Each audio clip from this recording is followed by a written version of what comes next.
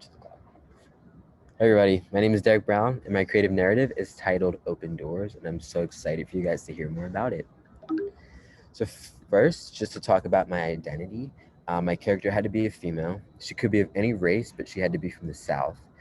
She had to be between 26 and 37 years old, and the time period had to take place between 1801 and 1850. And just for context, this is the period just before the Civil War, the antebellum period. My character has to serve in the military. She has to adhere to some form of non-traditional religion, and she loves to travel, but because of this traveling, she is separated from her family. And finally, she also has no formal education.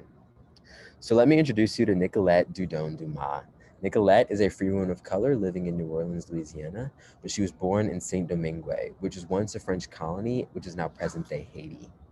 She served in the military as a nurse in the colored militia units during the Battle of New Orleans, which took place in 2014, when 1814. I'm sorry. And she enters into a relationship with Christophe Michel Henri Dumas, and they have a daughter together whose name is Elise. Now, Christophe is a noble, wealthy white Frenchman, and I put quotes around the word relationship because the complexities and details of their relationship are significant to the structure of New Orleans society at this time and also crucial to my overarching thesis. So that will be discussed later. Another significant thing that happened is that she becomes immersed in the rich voodoo religion that prevails in the free community of color. And then finally, she eventually inherits property within New Orleans that can be passed down to her daughter. And through this, she's able to build generational wealth that was very uncommon for free women of color, especially at this time.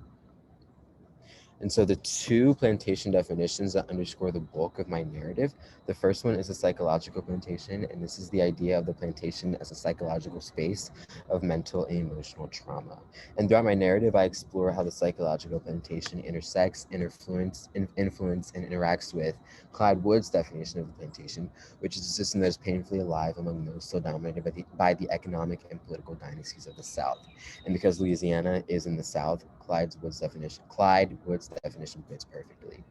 The institution of slavery definitely saturated the city, and even though Nicolette is a free woman of color and is essentially removed from the harsh realities of slavery, some aspects of the institution and the plantation system still penetrate the free community and her relations with white people around her. Stated a little bit more differently, slavery remains like the prevailing economic entity in New Orleans, and even though Nicolette is not immediately implicated with it, its customs and values seep into the free community of color of New Orleans, and this influences racial and class ties. So throughout my narrative, I wanted readers to see the consequences of the intersection, influences, and interactions between these two plantation definitions. And then my narrative outline. So my narrative outline, the first two entries are two verbal accounts in which Nicolette is speaking to her daughter Elise, and her daughter Elise is transcribing and editing the things she's saying and writing it in a more formal way. And this is because Elise has had the privilege to a formal education.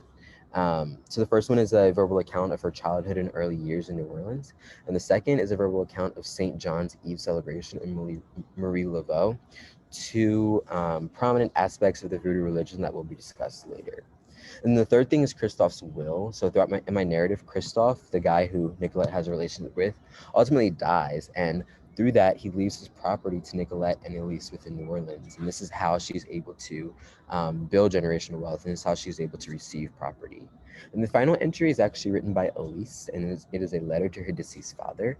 And because Elise is not the central focus of my narrative, it does focus on Nicolette, her mother, but it also talks about new opportunities provided to her and how her race and her social location as the daughter of a free woman of color and a white wealthy Frenchman, how that has led to the doors that are opened for her, which ultimately leads to the title Open Doors, because doors were opened for Nicolette and doors were opened for Elise through the Society of New Orleans. And then another theme I wanted to discuss is the value of having, and just the value, what does it mean to have these things? And what is the significance of having power and influence within New Orleans as a free woman of color? What is the significance of having property within New Orleans as a free woman of color? And how is this different? How are these things different from what Black women and free women of color in other parts of the country would have been like able to experience. So education, legal relationship, and certain rights and privileges. The value of having these privileges, of having all these things, is ultimately very significant, and ultimately very, very specific to New Orleans. And free women of color did not have access to these things outside, and if they did, they were very slim. So now I'm going to dive in just to some of the political aspects of Nicolette's life. So in 1809, Nicolette Dudon, she is a young Haitian-born free woman of color. She arrives in New Orleans. However, she had originally fled 7 years earlier from the French colony of Saint Domingue because of the violence of the Haitian Revolution. And that is why she ultimately ends up in New Orleans, because the Haitian Revolution was a slave revolt by African slaves against the planter elites. And because of the violence, many people were forced to flee. And Nicolette was not the only one. But the Haitian Revolution ultimately resulted in um, Haiti gaining their independence in 1804. Also resulted in Nicolette having to travel to New Orleans. Hence the travel, because she finds joy and excitement, but she also has to leave her family back home. And like I said before, Nicolette was not the only one. During a 6-month period in 1809, approximately 10,000 refugees from Saint Domingue arrived in New Orleans, doubling the city's population, and 1/3 were free persons of color. And you have to think, why New Orleans? And this is because Saint Domingue was a French colony, and New Orleans was a French colony. Not at that point, or New Orleans was a French colony at that point. Um, and and it had a lot of French influences. So all of the refugees went to New Orleans because they felt they could be accepted. And 1809 was the last wave. There were waves in 1803, 1804, and yada yada. And then the economic and political relations in New Orleans New Orleans is very significant.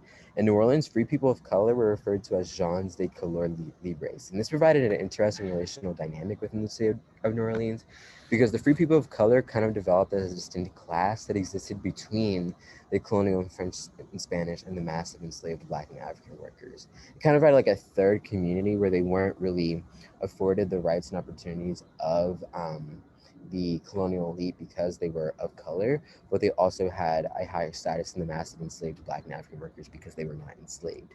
So it was like this middle community that provided a very interesting dynamic, and also directly changed, I'm sorry, that was bad, and directly changed um, the racial and class ties that existed in New Orleans.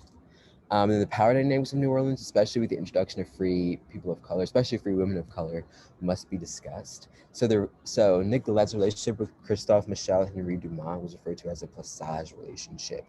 And throughout the development of New Orleans, it was not common for women of color and white men to have intimate relationships. And these plissage relationships were widely accepted. And they were when free women of color entered into common law marriages with white men that, despite not being sanctioned legal agreements, were perfectly official. And through this system of plissage, free women of color were granted position in class and the opportunity to pass down wealth and ownership. This created kind of like a social legitimacy through whiteness, and free women of color felt that in order to become more socially legitimate, they had to thus um, marry or be in a relationship with white men. However, they weren't really marriages. They more closely resembled life partnerships because they were illegal. And this is what Nicolette and Christophe's relationship would have resembled. And because they weren't officially married, this arises questions about the respectability of the womanhood of free women of color. And Nicolette definitely struggles with this. Because she performs all the duties of a wife within her relationship with Christophe, but their union is not legally recognized, and it kind of undermined the role of women of color in marriages because they were never seen as like spouses; they were just seen as relationship partners. And another thing that contributed to the power dynamics of New Orleans, which I think is much better, and was probably, and Nicolette definitely probably found more comfort and solace within this, is the significance of female voodoo leadership. So Marie Laveau, she was a voodoo queen, and her power was recognized by all people, including white men and women. And the way she conducted her voodoo rituals and her voodoo ceremonies, it contradicted the idea of true womanhood, because in Southern society, the true woman was supposed to be passive, private, and domestic, whereas the ideal of voodoo women was public, assertive, really out there, and Voodoo women definitely empowered free women of color because they looked like them, and Nicolette was definitely empowered and inspired because Marie Laveau was also a free woman of color who also had no formal education and kind of was similar to her in a lot of ways. And when I say the value of having power, the value of having power for Nicolette meant that like her womanhood was actually respected and her womanhood was actually seen, and she found that in voodoo, and her race and social location was um, encouraged and celebrated within voodoo. So I think that's just a very interesting thing. And I just want to talk about voodoo in the Crescent City. So voodoo, um, it was a religion that had a lot of elements within Catholicism. They did pray the Hail Mary and the Apostles' Creed, um, but voodoo consisted of a lot of ceremonies, and in their ceremonies they were characterized by spectacular altars with statues of flowers and fruit and offerings, and the congregation was racially diverse, but it was mostly female, which once again speaks to the power of female leadership within voodoo and the power of and the value of having power as a female within a religion. And I specifically focused on St. John's Eve, which is the event that Nicolette talks about and describes. And that was every June 24th on the eve of the Lake Pontchartrain, which is the lake in New Orleans. And it was adopted by people of African descent. And it was celebrated with bonfires, drumming, singing, dancing, and ritual bathing. This is my artifact. So my artifact was a property conveyance deed, and Nicolette holds on to this to remind her of how far she has come and to be grateful for everything that she's provided. So when Christophe dies, and in his will, he leaves everything to Nicolette and Elise. He also attaches his property conveyance deed. And this property conveyance deed shows the transfer of ownership of the property from Christophe to Nicolette. And so the value of having property as a free woman of color, it was so important to her because it showed her how far she has come. And especially as a women of color provided with unique opportunities. And this theme, and this is my overarching thesis, it underscores the entire bulk of the narrative most of the time. Just the fact that the value of having education as a free woman of color for Elise, not many free women of color, not many women of color at all, were afforded the opportunity to have education, but because of their unique position and special status as a free woman of color within New Orleans, which is that specific, um, they were able to um, have these opportunities. And that leads to my overarching thesis, which is that free women of color in New Orleans secured rights and privileges found nowhere else in the southern slave states and were thus provided with unprecedented opportunities. And what do you get out of this is that this was a very niche area, but it also speaks to female empowerment within New Orleans society and just how the value of having education, the value of having property, the value of having a relationship and having a relationship with a white man that was more than just rape or force or sexual assault. The value of having those things was very, very important. It was very, very niche because not many other women of color did not get to get that. But because of the way New Orleans society was structured, that was provided. So thank you guys so much for listening. If you have any questions, you guys can email me, and I'm definitely interested to hear what you guys have to say during class. Thank you.